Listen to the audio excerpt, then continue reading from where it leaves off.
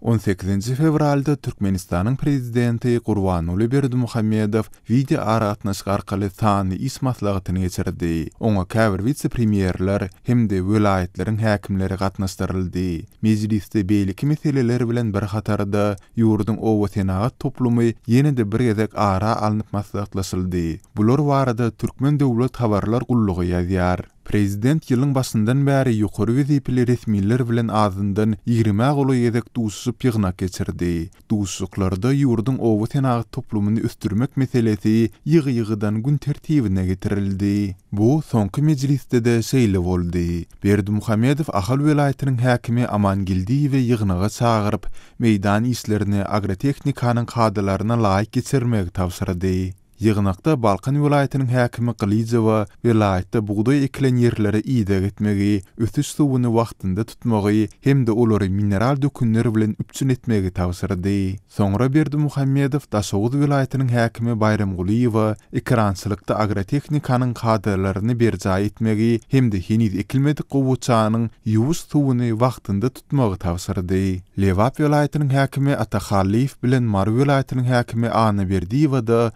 hojuluk işlerini gözökçülükde saklamak tapşyryldy. Türkmenistan tapgyr 2 ýyl bäri buğday plan borçnamasyny dolup bilmän gelýär. 2018-nji ýylda ýygnalan buğday hasylynyň anyk möçberi resmi ýagdaýda yglan edilmedik hem bolsa, döwlet medeniýetinde ýurtda geçen ýyl 1 milliondan gowrak gallanyň ýygnalandygy habar berildi. Ýöne Türkmenistanyň kronikasy nesiri 2018-nji ýylda Türkmenistanda döwlet tarapyndan kesgitlenen buğday plan borçnamasyndan 3 esse az buğday hasylynyň ýygnalandygyny habar berdi. Prezident Berdimuhamedov 15 fevralda geçiren ýygnagynda da ýurduň owa hojuluk pudogyna gözegçilik eden vice-premier Esenmurat Urazgildiýew meýdanlardaky buğdaýy suw tutup olary mineral dökünler bilen wagtynda ide etmek barada tapşyryk berdi. Beýleki tarapdan Azatlyk radiosynyň habarçylary bilen gurrundaş bolan Türkmenistanly kärendiçi daýhanlar mineral dökün ýetmezçiliginden şikaýet edýärler. 18 fevralda Lewap welaýatynyň käbir daýhan birleşikleriniň bir näçe gallaçy kärendiçisi Azatlyk radiosynyň ýerli habarçysy bilen söhbetdeş bolup, özleriniň mineral dökünleri bilen wagtynda we dolu üpçün edilmeýändigini gurrun berdiler. Maglumata görä daýhan birleşikleriň jogapkar wekilleri kärendiçilere öz hasaplaryna mineral dökün satyn almagy maslahat berýärler.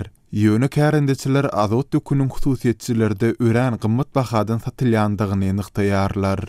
Döwlet medeniýetiniň habaryna görä, şu ýyl Türkmenistan boýunça 760 000 hektar ýere buğday ekildi. Türkmen gallaçylary 2019-njy ýylda 1 600 000 tonna däne hasylyny ýygnamak bilen borçlandyryldy. Galy berse de ýylyň başynda Prezident Berdimuhamedov gündogur müçenamatyna görä 2019-njy doňuz ýylynyň hasyly we bereketli ýyl boljakdygyny öňe sürdi.